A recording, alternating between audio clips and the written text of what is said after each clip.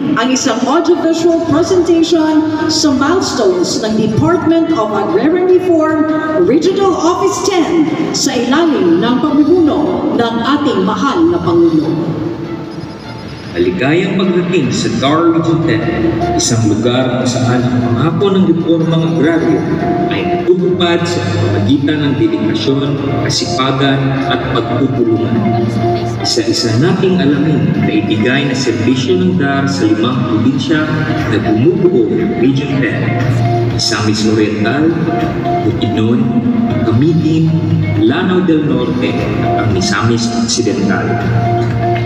Agrarian reform milestones in DAR Region 10 under President Ferdinand R. Marcos Jr.'s administration. Ang unang mandat. Sa kabuuan, ang DAR Region 10 ay nakakapamahagi ng humigit kumulang 4,900 hektarya ng lupa sa 4,928 agrarian reform beneficiaries sa ilalim ng Marcos administration. Claiming today land reform throughout the entire Philippines. We must allow the tenant to now acquire ownership ultimately of his land. New Agrarian Emancipation Act ay nilagdaan ni Pangulong Ferdinand R. Marcos Jr. noong July 7, 2023 bilang batas. Sa kasalukuyan ay mayroon nang naitalang 9,932 hektarya na lupain at 5,888 ARBs ang napabilang sa classified land holding para sa kondonasyon. Katuwang ng World Bank, pinatupad ng DAR ang project support of parcelization of lands for individual title. Sa 5 probinsya ng Region 10 ay naipamahagi sa 1,304 agrarian reform beneficiaries ang 1,392 individual e-titles, humigit kumulang 1,518 hektarya ng lupa.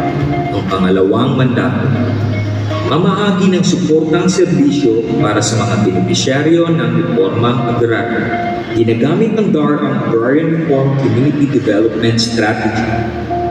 Ang Region 10 ay may 176 agrarian reform communities at may 524 agrarian reform beneficiary organizations. Dito ibinubuhos ang mga proyekto ng pamahalaan sa pamamagitan ng DAR para sa ating mga agrarian reform beneficiaries.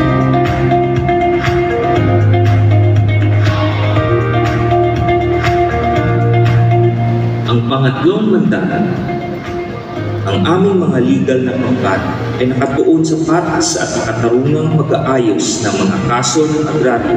Tinitiyak na natatanggap ng mga magsasaka ang tulong na kailangan nila upang malutas ang mga alitan at maprotektahan ang kanilang mga karapatan. Zero backlash sa parehong dapat legal na desisyon sa DAR Region 10.